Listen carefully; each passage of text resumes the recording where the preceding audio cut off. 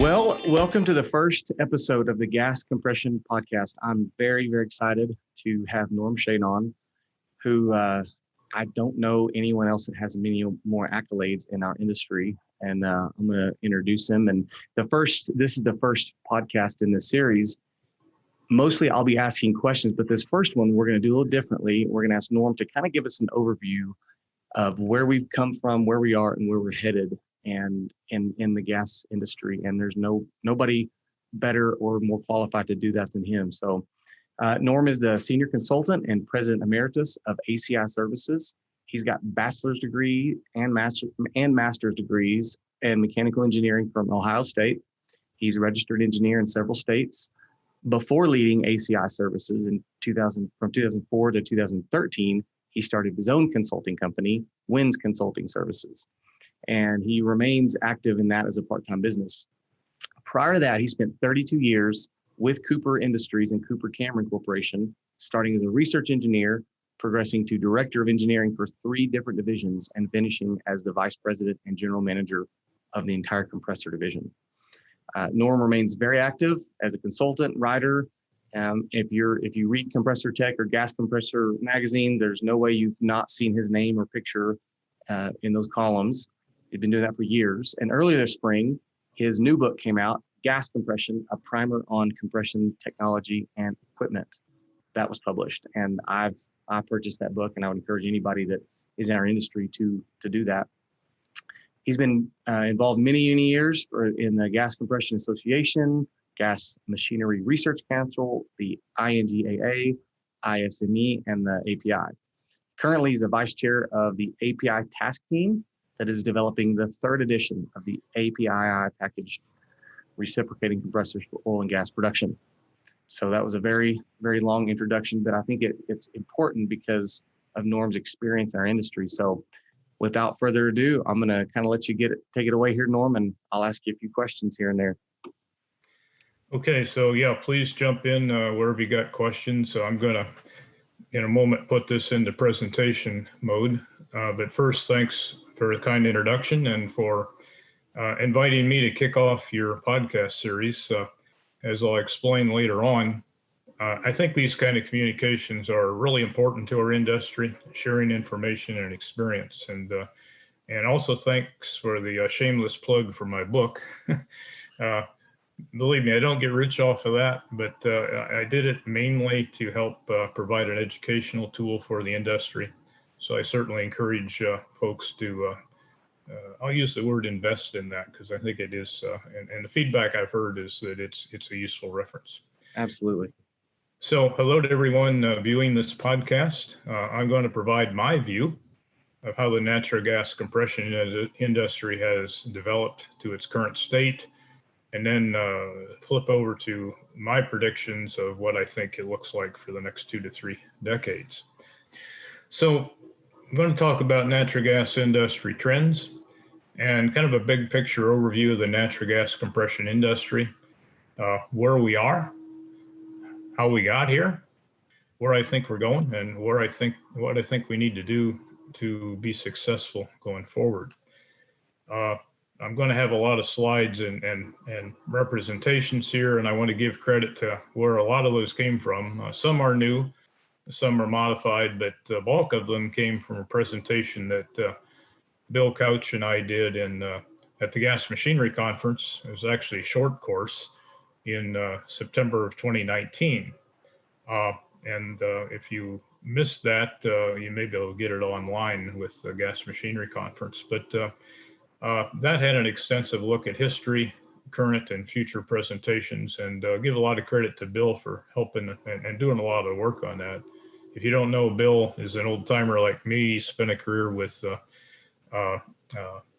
Colorado Interstate and then with El Paso, and he's still active in industry as well.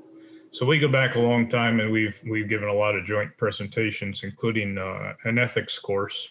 And some other slides have come from a more recent presentation that I did a couple of months ago for the Gas Electric Partnership, which was in fact a webinar because of social distancing.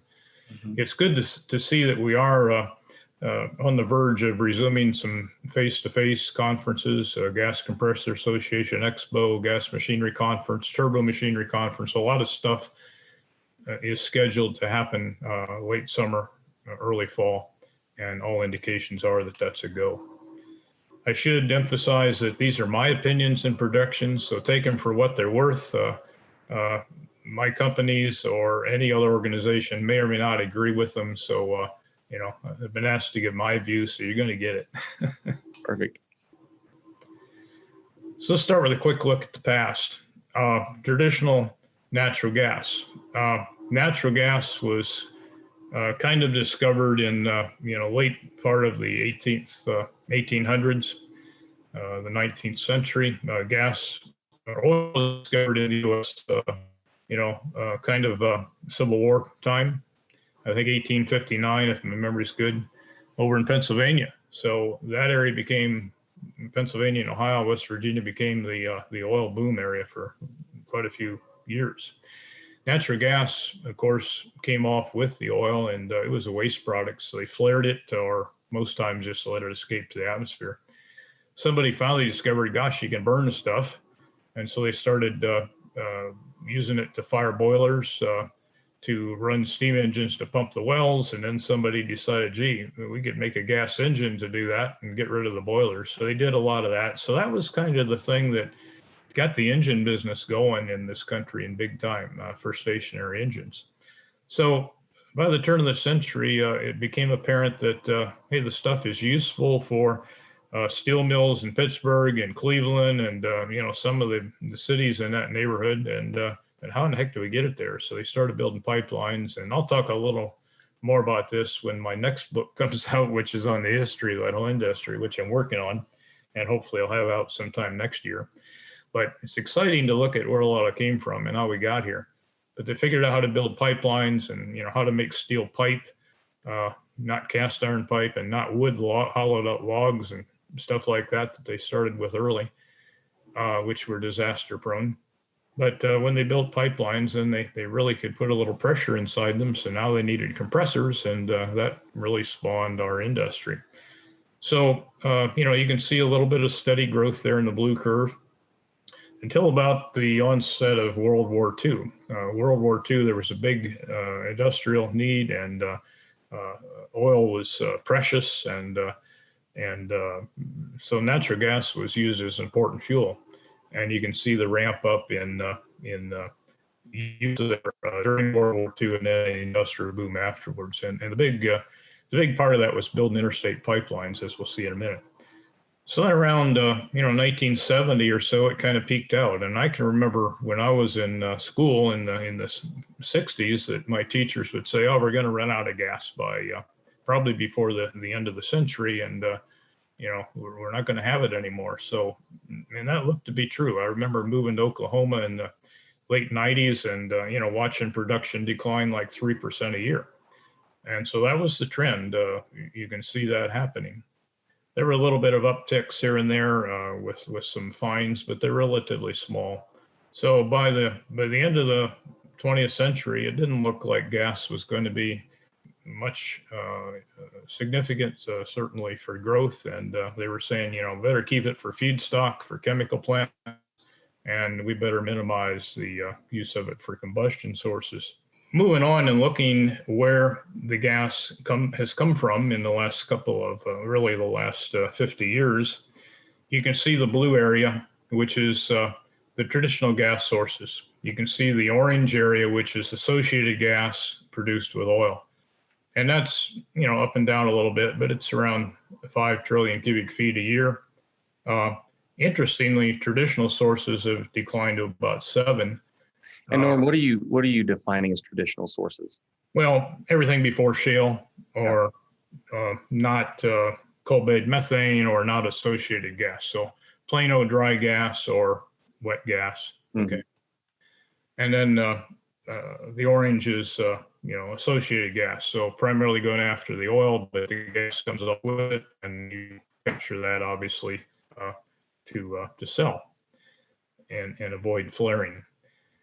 Up there in the upper right is the coal bed methane. So, it's been noticeable, but it's not a big play. But then that gray wedge is really the shale, which is started really from about '05 or '06 and really grew rapidly. And we'll see where that's come from. Again, going back to the traditional or conventional fields in the lower 48, you can see where they're located. The red indicates really the production intensity. And you can see there's some up there in the Northeast in the Appalachian Basin. There always has been. That's where it all started, mind you. But the main mother loads have been in Texas, Oklahoma, Louisiana, and of course offshore Gulf of Mexico. So that's where the gas is. If you look at the population density of the country, that's not where it's at.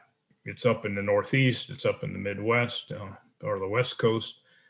And so to get all of that gas to where the need is, again, that's the area where it's produced, we need the pipeline grid. And this is a snapshot from 2008, but it's essentially still valid. There was a major pipeline added about 10 years ago from Colorado, from the Rocky Mountains over to the Ohio River, and that's the Rex pipeline. And that was to move gas from the Rockies to the Northeast market. It was built just in time for running into the shale plays, and it passed very little gas east of Chicago, and now in fact is slowing gas the other way. Mm-hmm. Talk about that in a minute. But that pipeline grid that I mentioned, which is an enabler for the U.S. to take full advantage of the natural gas that we're sitting on, is quite impressive. There's 210 different pipeline systems. There's over 300,000 miles of pipeline, and that does include gathering pipelines. That's in the ground, interstate and large diameter transmission lines. There's more than 1,400 pipeline compressor stations, 11,000 delivery points, 5,000 receipt points, 1,400 interconnects, 24 hubs or market centers, 400 underground storage facilities. And we'll talk about the importance of that in a little bit. There's 49 locations where gas can be imported or exported via pipelines, and there's 8 LNG, liquefied natural gas import facilities. That's import, okay? That seems like an oxymoron, but it wasn't that long ago with that decline curve of traditional gas that we were looking at importing most of our natural gas as well as our oil. So how things have changed in the last 15 or 20 years. There's 100 LNG peaking facilities. So where underground storage is not available close to market, it's not uncommon to have processing plants that refrigerate the gas and convert it to liquid natural gas and store it as liquid, where it can be boiled off quickly for peaking for power plants primarily. So quite an extensive system, and that's critical infrastructure, which is a big term right now among the politicians. So that infrastructure probably isn't part of their game plan, but it's critical to the success of this country, has been and will continue to be. Mm-hmm. Step back briefly and look at coal bed methane just to see where it's come from, and you can see it kind of peaked out about the time shale picked up. And I believe that's mostly because of price. When the shale gas became plentiful, the price went down. There certainly wasn't as much incentive to go exploit coal bed methane any longer. So that's, I think, the main reason for that. I won't dwell on that too much. So we, again, look at that, where that gas comes from. In 2016, the shale gas had grown to 19 trillion cubic feet annually. And if you look back at, 2004, it was virtually zero. So what a tremendous growth that we've enjoyed in this country as that technology has moved us forward. Look at where the shale is. The brown areas are the current plays and some of the oldest. And the blue and the black envelopes are current plays that are being utilized. And then the pink ones are some prospective plays that haven't been developed to any large extent. But the significance of this is that the big guys are in the Bakken, up North Dakota and a little bit of Wyoming. which is a rich gas and oil play, not very close to big market. So some of that is stranded, but fortunately it's rich in oil and they can move that by railroad and once in a while get a pipeline approved. So it makes, Warren Buffett rich to keep it running on railroads, which to some is environmentally better than a pipeline, which is really pretty nuts, but that's another story. But the big plays over there in the Appalachian Basin, there's two stacked plays there. The upper one is the Marcellus Shale and the deeper one is the Utica Shale. And there's areas actually in western Pennsylvania where they actually drill into both plays from the same pad. So pretty neat stuff. If you look at how the development of those plays, the production of those plays in BCF, billions of cubic feet per day, these are all the plays. The big one, as I said, is the Appalachian Shale, which is the sum of the Utica and the Marcellus.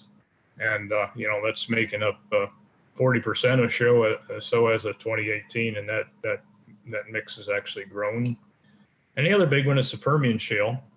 And they're not looking for gas there necessarily, but they're getting a lot of it with the oil. And oil is the most valuable resource at this time. It's a higher price, it's more portable, but you got to do something with the gas. And seems like the gas lift has really been a big deal in the Permian Basin from what we've seen. You bet. And the gas lift, of course, is used to enhance the production of oil. And so some of that gas is reinjected, and recycled, but there's more than you need for that. So, flaring is a short-term solution, but that's really a foolish move, and it's certainly frowned on and ought to be. But until they get pipelines built, that's their alternative if they want to be in operation. So, getting the pipelines out of those places in North Dakota and in Texas primarily. Has been key, and that infrastructure has made a lot of improvement, and there's still a little bit going on. Going back to that pipeline grid, traditionally over on the left-hand side, you can see the gas went, up to the northeast, and show where the Marcellus and Utica shales are for reference. On the right-hand panel, you can see that from about 2017 on, all of those pipelines have been enabled to be able to flow both ways. And for the most part, until you get to probably Kentucky or Tennessee or somewhere, they're flowing downhill now instead of uphill. And then there's some null points somewhere in the middle.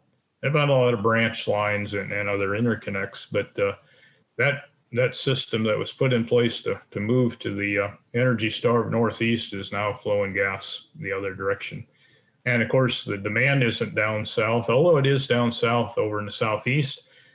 A lot of that is benefiting from exports of LNG, which we'll talk about a bit in a little bit.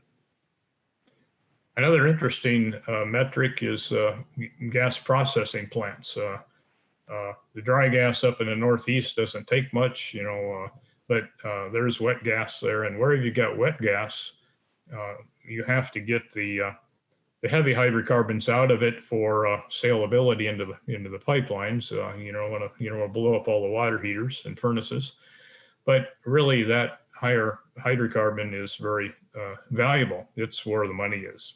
So the propane, the butane, and the natural gasoline and heavier hydrocarbons all want to be removed, and that's very valuable and typically worth 5 to 10 times the value of the methane.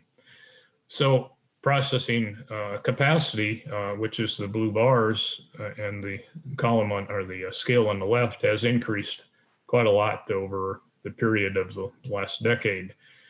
Interestingly, though, the number of actual plants has decreased. That's the orange line and the count on the right.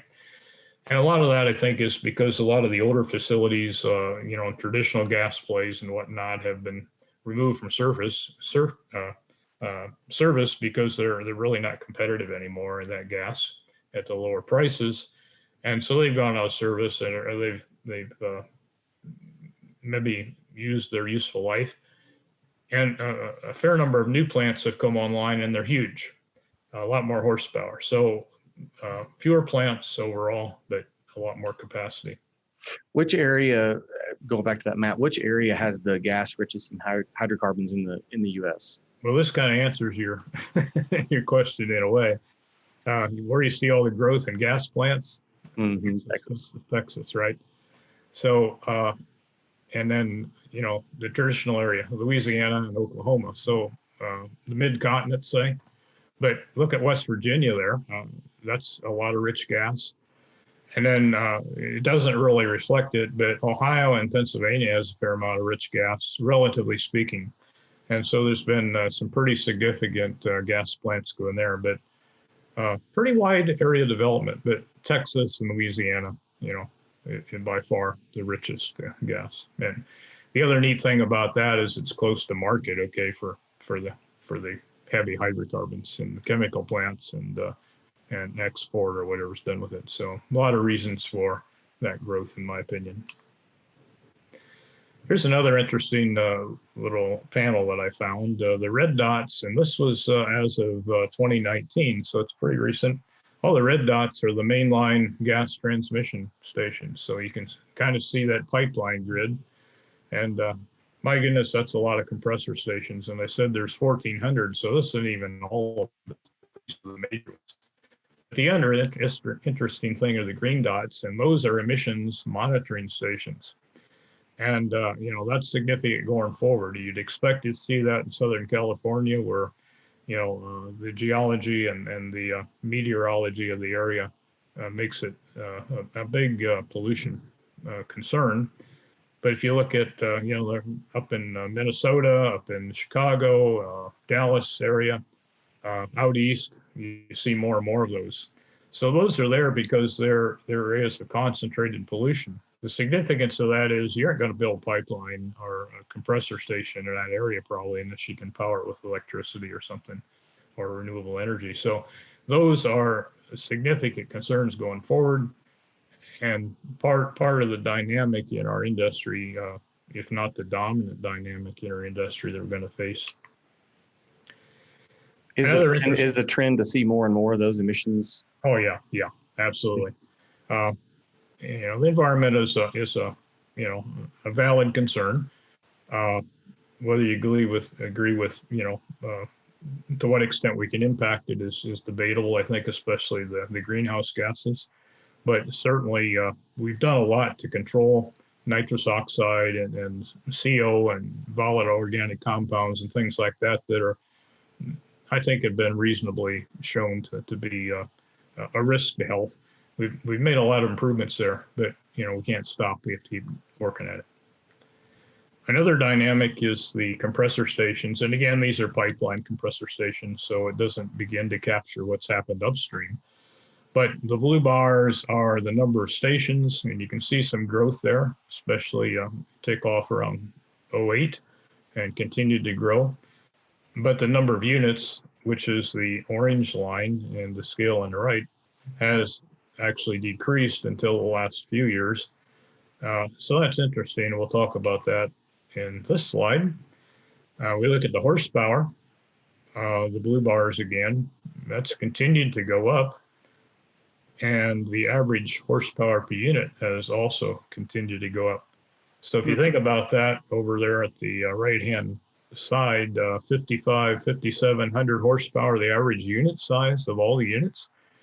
Well, there's a lot of big units in play historically, but there's a lot of small units, and they've been taken out of service for emissions reasons and not competitive really to convert them, or they just reached the end of their useful life. And as expansion was needed, there's some big units, bigger SIPs have gone in, but they don't build the big integrals anymore. I used to be in a company that was a major player in that, and customers asked, "Well, why'd you stop building them?" I said, "Well, because you couldn't buy them." So, what is the main driver of that average horsepower per unit going up? Is it gas turbine centrifugals? Okay. The easy solution now from an installation installed cost is put in a big centrifugal. It goes in faster. It's all prepackaged, pre-tested, and it's one big unit. You don't need as much foundation. It's easy to maintain compared to complicated recips, until you gotta, do the hot end overhaul. Right. And then, the life cycle cost of maintenance by my numbers is kind of a wash, but the short-term simplicity in the pipeline industry favors gas turbines or even electric motor-driven centrifugals, larger and larger units. And that fits in a pipeline where you have high flow and low pressure ratio. That's a good fit for centrifugal. I once was the chief designer for Cooper for centrifugals. So, I have a little bit of passion for them, although I'm really a recip guy. And yeah, and this is all, you're only talking about transmission stations, not This is necessarily just transmission station, nothing to do with upstream, although there is the same trend upstream, and I'll talk about that a little bit. So the U.S. energy forecast, okay, so forget about pipelines now, they're part of the play, but this is total production of energy in the U.S. and looking out over the next 30 years. We tend to use, over the last decade or so, about 100 quadrillion, and that's 10 to the 15 BTUs per year in the US. And that's projected to grow a little bit, but really modest. And those are the contributors you can see there. The blue bar is natural gas. And so the forecast is that natural gas is going to be about 40% of that. It's a little short of that today, but it's going to be significant. Oil is going to go down, and we'll talk about the percentages in a little bit. The green band is renewable energy, and what is probably surprising is that, you hear a lot of play, well, we got to go green, and okay, let's go green. Look at what the forecast is. It's not anywhere near what is going to be required in this country. And that's a huge disconnect among not only our politicians, but I would say the vast majority of the population just doesn't understand how much energy is required. And if you totally rely on green, not only does it fall short in just about anybody's projection, there's times where it really falls short and you got to turn everything off. So we'll talk about some of those problems. So there's the renewable energy and there's the natural gas. So natural gas isn't going to go away, probably in most of our careers, unless there's some young chaps listening here, they might, it's still going to be around, in my opinion. It can't go away. So here's the percentage growth over that period or decline. You can see nuclear, and I really like nuclear. I can see the plume from a cooling tower from a nuclear reactor across the lake here every day. And I'm not fearful of it because I know it's well managed. And if a disaster happens, it happens, but it's, very, very, very low risk. Probably get hit by a car quicker than that's going to happen, or struck by lightning. But nuclear is going to go down. And if we ever decide to build more, China is, but we aren't, it's going to be 30 years before they're online. So you can see natural gas again is going to be huge, and natural gas liquids, which is propane and butane and some of that stuff that's valuable fuel, is going to grow. Renewable energy, what's it going to do? You can see that it is it's going to double, 100% growth, or more than 100% growth, but it's still going to be a pretty small piece of the total supply. Biomass is going to grow. That's all the way from ethanol, and but as I'll talk about a bit later, probably in the next podcast, is that's biomass is methane produced off of digester beds and off of agricultural and things like that, landfills. That's all biomass, and some other processes. Interestingly, hydropower is going to go down, and it's nobody wants to dam, nobody wants to flood areas. There's a lot of resistance to that environmentally, and probably rightfully so. But hydro is great.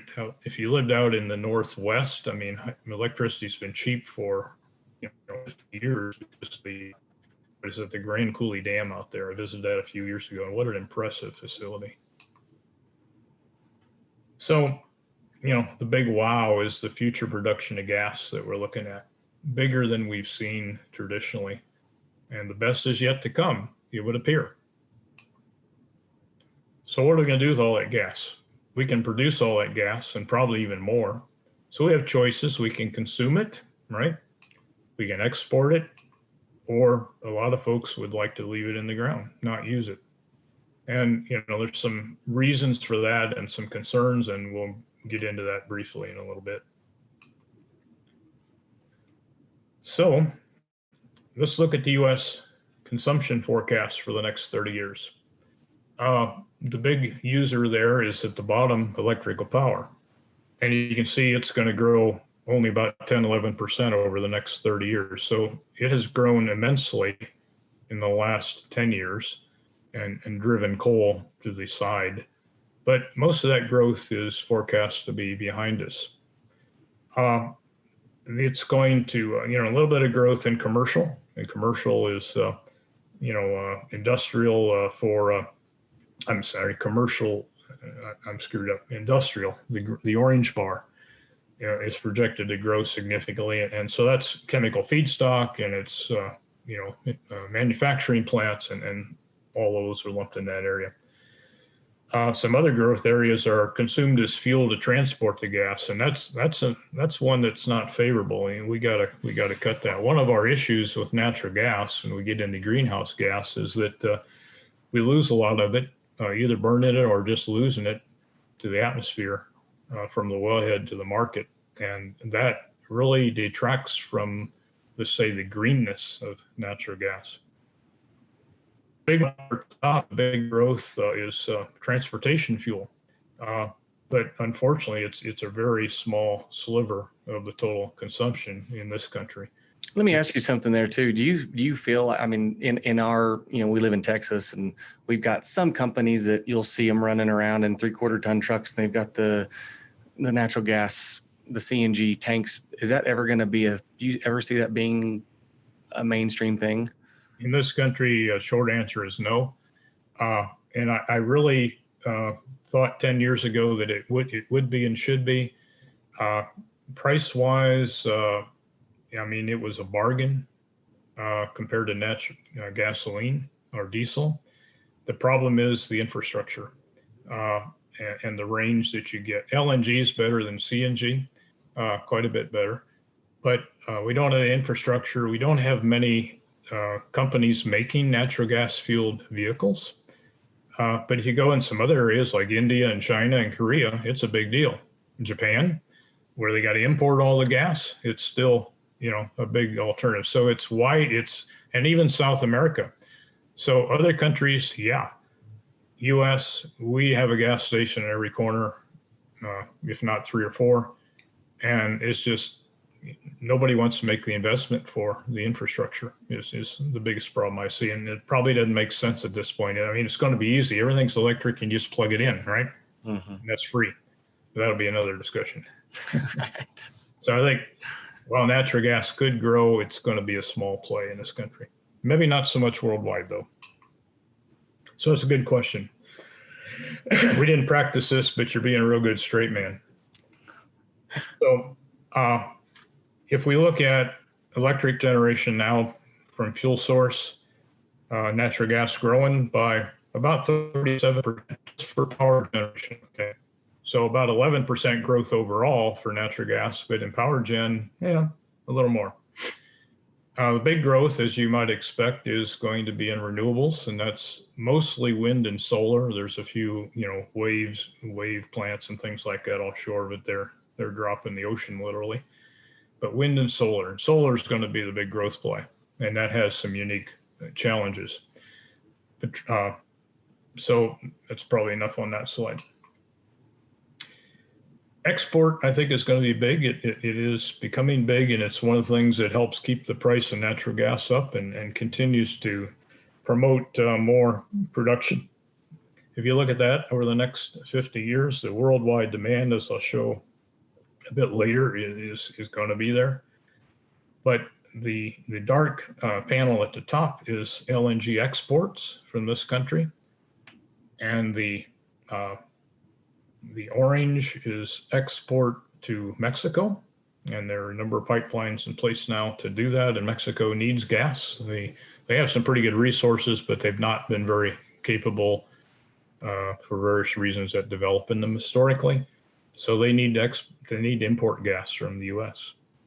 and they're close to a lot of gas. We're actually exporting to Canada, Eastern Canada, for example. Most of the gas is in the the western provinces, and they have to transport it across the country. So we are still importing some gas to Canada, or importing gas from Canada. You can see that's gone down, but there'll still be some there. But we're also importing from the Northeast. I'm sorry, we're exporting gas from the Northeast to Canada while we're importing into the Midwest.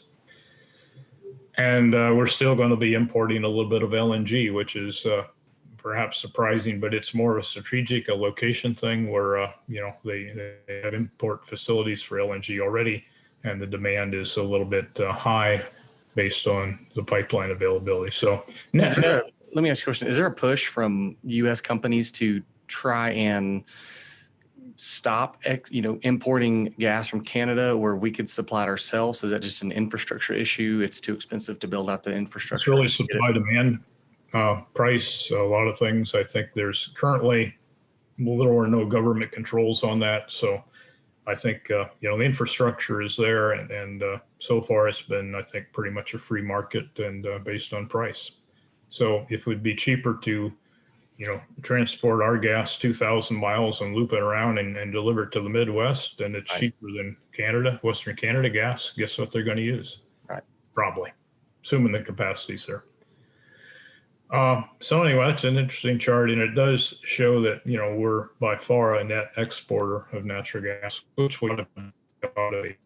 And keep in mind, up until about, early part of the 2000s, it was headed the other way, downhill, and we were importing LNG. Totally turned around in 20 years. Totally. Because of the shale. Absolutely, because of the shale and that technology. So for all the bad knocks it gets, in a lot of the population, I mean, this country's been a huge benefactor of that, and the average person doesn't realize it. So, we all got to be missionaries. I get on the soapbox about this, but we take it for granted that everybody understands and knows, and believe me, they have no idea. They have no idea. Yeah. Like I say, it's, electricity is the key, right? It comes out of the wall. I mean, you can say they're dumber than hell, and people tend to be, but they're ignorant, okay? They don't know. They don't understand. And we got to do our best to educate them without being confrontational, because they won't listen if we're confrontational. So we got to educate. Right. We have a huge workforce, and we can all be missionaries. Soapbox. So looks like we have another decade of U.S. supply growth. So the U.S. will account for almost a quarter of the global oil and gas production by 2030. Can you put that in perspective with, say, Russia and Saudi Arabia and the Middle East? I mean, if we're 25%, where is the other 75% coming from? Well, I mean, the vast amount of the oil comes out of the Mideast. Okay, huge amounts, and we're beginning to approach some of the Saudi production, but Iran and Saudi and the other Arabian Gulf provinces. There's a lot of oil comes out of the southern part of the former Soviet Union, out of the stands, okay? There's a lot of gas, huge gas reserves in Russia, and they're a long way from market. There's quite a bit of gas in China, but it's not near the population centers, so that infrastructure has to be developed further. And then there's gas in Southeast Asia. There's gas in South America, especially down in the mid to southern part. And there's oil down there too. So there's lots of hydrocarbon around. So, 25% sounds low, but, mind you, we were importing 70 or 75% of oil not long ago. Mm-hmm. Okay? So keep that in perspective. And that all assumes that the shale boom keeps on booming. Okay. So if there's no, certainly price collapse has somewhat affected that recently, but I would say that as long as government doesn't get in there and screw things up, which is a risk. The Output from shale includes crude oil condensate and natural gas liquids, and that could climb to as high as an equivalent of 25 million barrels a day. The U.S. will likely make up about 23% of global liquids production and pump about 27% of the world's gas by 2030. So, again, around a quarter. And of course, that is companies have gotten better at hydraulic fracturing and pad drilling and all of that. They really the producers have figured out how to do it and really do it more competitively. Every time the price goes down, they figure out how to get better and compete. And that's great. And that's what it takes. So technology and good old hard work has led to success there.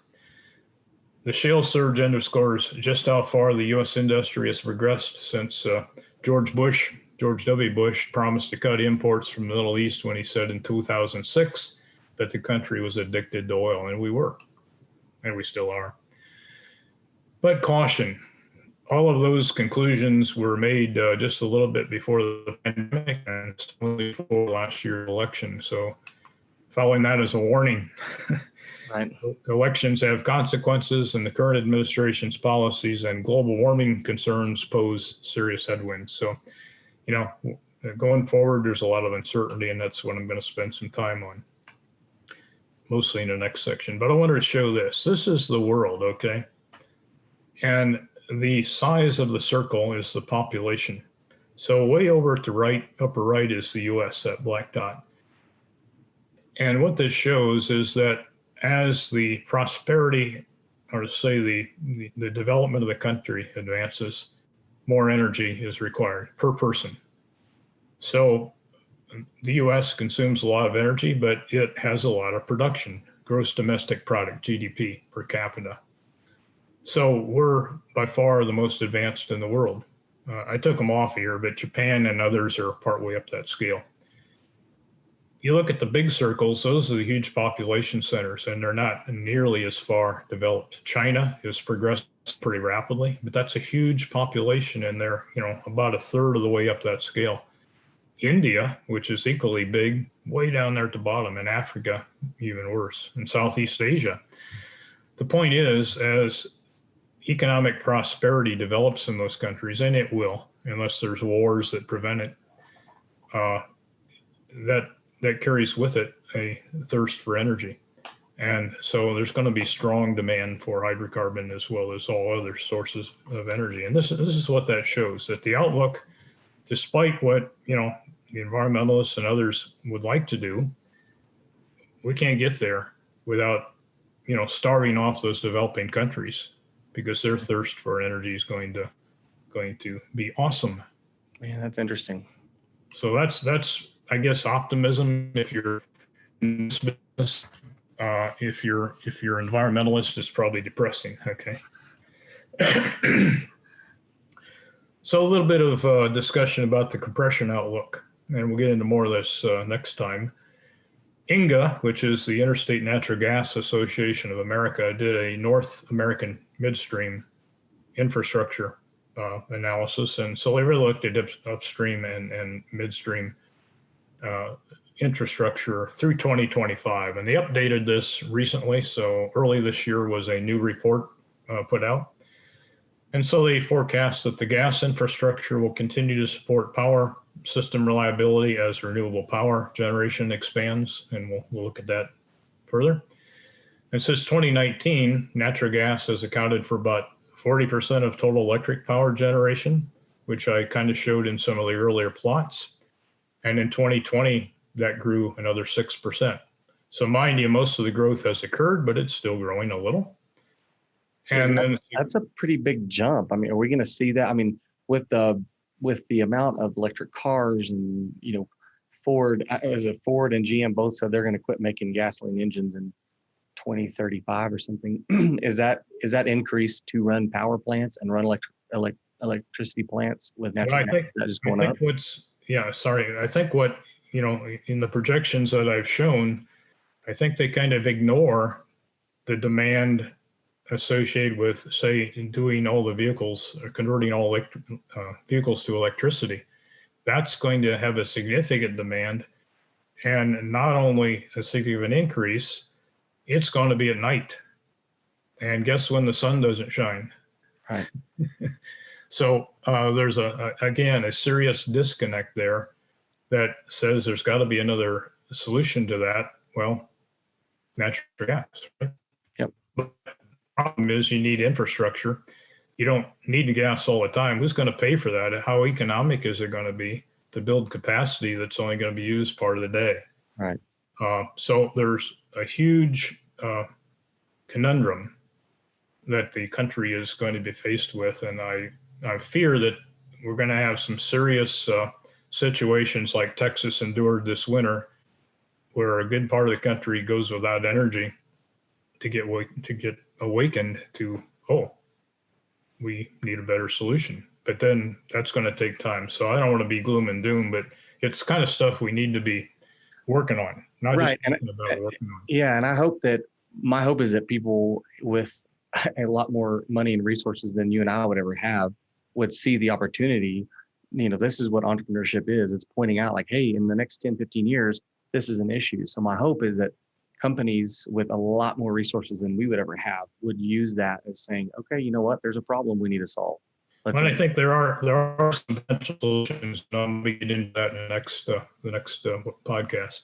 Okay.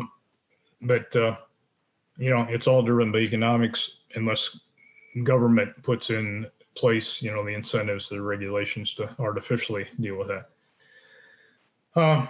So anyway, electric power gen is continuing to grow, but certainly displacing the coal plants for environmental reasons and economic reasons. Gas is cheaper than coal.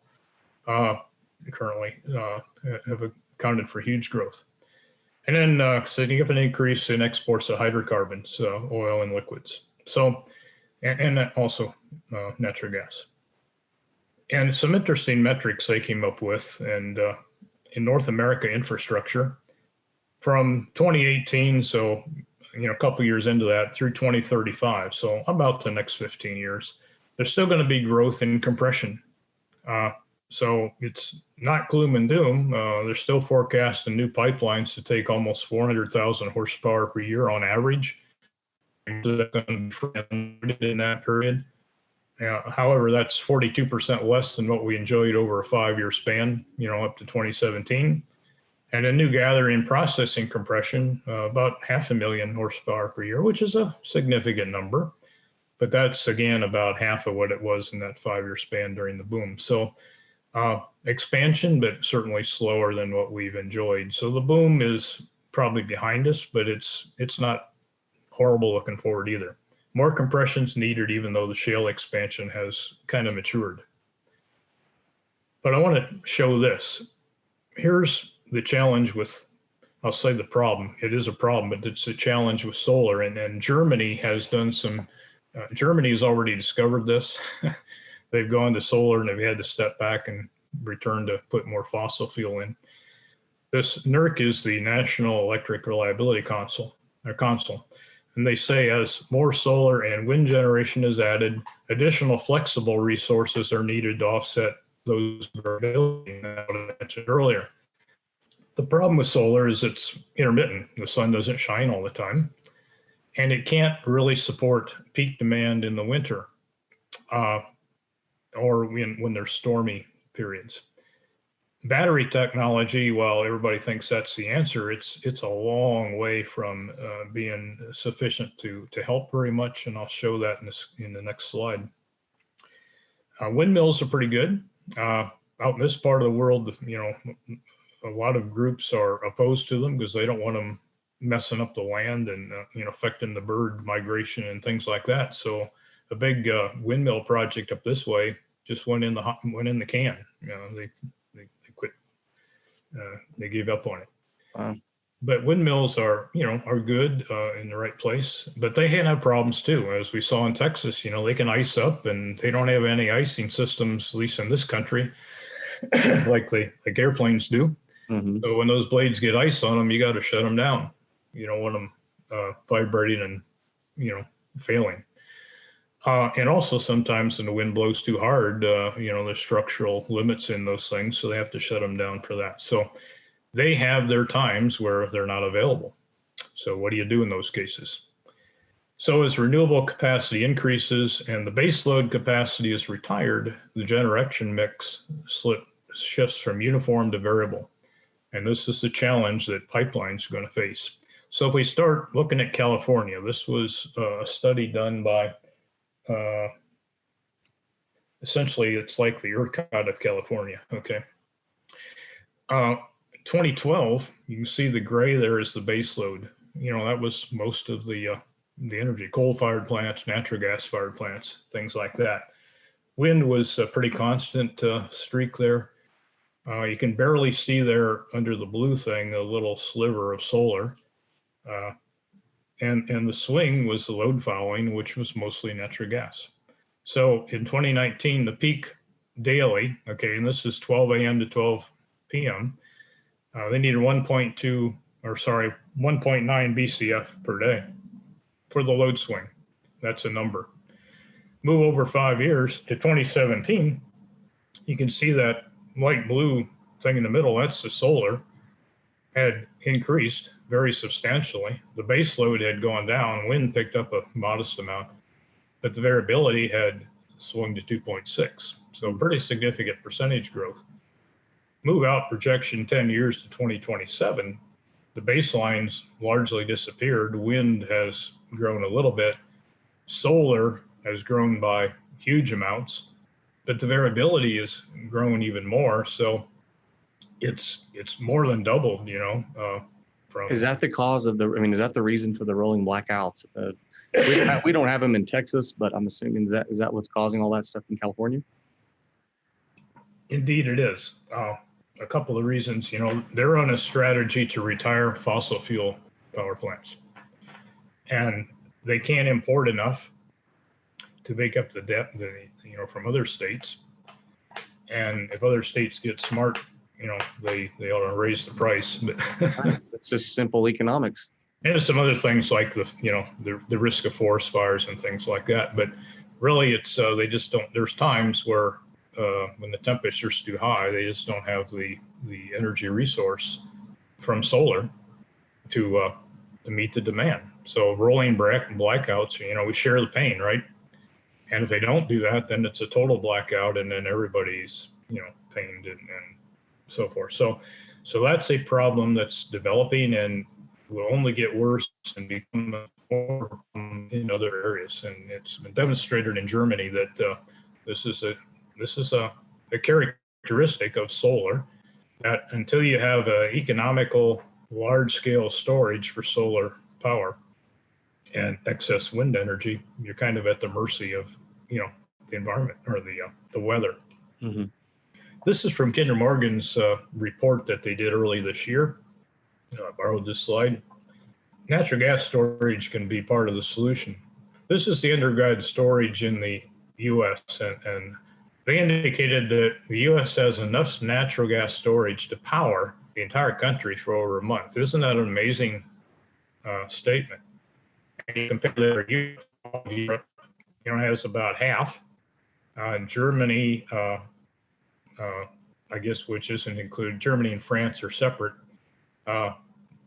They're probably the most advanced in Europe, and they're well down from the U.S. And Kinder Morgan has more than France and almost as much as Germany in their network. And I saw Kinder Morgan just bought another storage company up in another Northeast. So they're convinced that has got a lot of potential.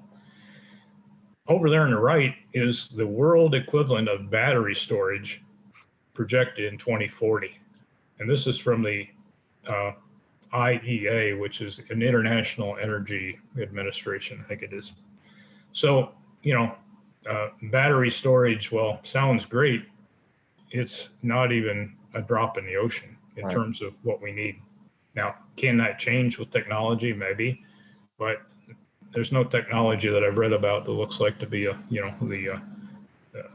the perfect answer. So storage, gas storage, and gas transportation to get it into storage is really the potential answer, but storage is not always in the right places. Okay, and in places like California, they're wanting to shut it down because there have been some unfortunate methane leaks. Some wells have blown out. things haven't been maintained and taken care of, or whatever reason. Not pointing fingers, but those events happen, and they're so damaging to our industry because, they're live at 5 and film at 11, and what I will call later the mockingbird press. They get a story and they just play it, and pretty soon, whether it's true or not, it becomes fact because that's what you've heard, and it's a major challenge that we face in trying to solve these problems. Yeah. So the U.S. Department of Energy annual outlook for 2021 says at best, renewable energy will be able to power maybe 42% of the electrical grid by 2050. So 30 years out, going to get not quite half of it. And, the Biden administration has a goal of being carbon free by 2035. So that's off by a few pennies, right? How that's going to be fixed is interesting to see. Nighttime and total electric demand is expected to grow as more electrical vehicles are used. And I don't see anybody necessarily taking that demand into account when they say, hey, by 2035, we're going to be free of maybe fossil fuel. Yeah. It just isn't practical. And this, we're all going to be, the old proverbial freeze in the dark, or roast in the dark. You got to have it. And the U.S. and the world will need natural gas, but politicians, special interests, and they're the mockingbird media, control the narrative. And that's not favorable for natural gas. So Inga says the gas infrastructure will indeed continue to support system reliability as renewables expand. And the problem is most people have no understanding of the nightly demand versus production gap versus its risk associated with that. They don't understand that gas is the safety net for renewables.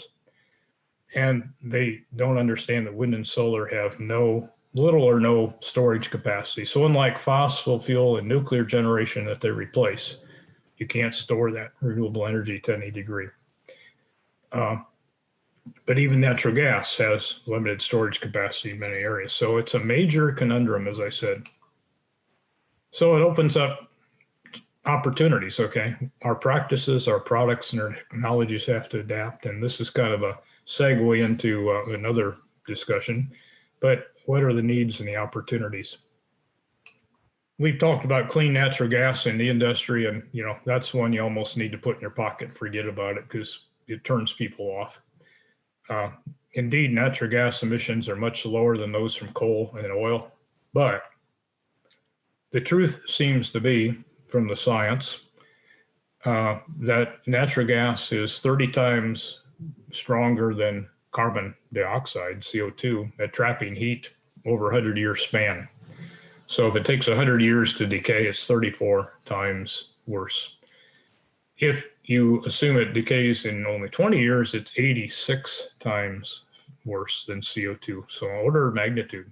That's a big deal. Yeah. When you look at heat trapping. So methane is strongly viewed as a bad guy in the atmosphere. We keep it contained, it's okay. Right. It emits 50 to 60% less CO2 when you burn it compared to coal. But the drilling and extraction of the gas and its transportation and pipelines results in leakage of methane. And there's, something like 4 or 5% when you look at EIA's data that it's lost and unaccounted for. 5%. My God, we're not very good if that's what we're throwing away. Yeah. And of course, some of that we do burn, but as fuel, but we have opportunities there too. So natural gas produces a lot less heat trapping gases, CO2 mainly, than gasoline. But because of that lost methane on the way to market, or on the way to the burner tap, it's those losses have to be reduced to something below 1.6% from about 5 or so now.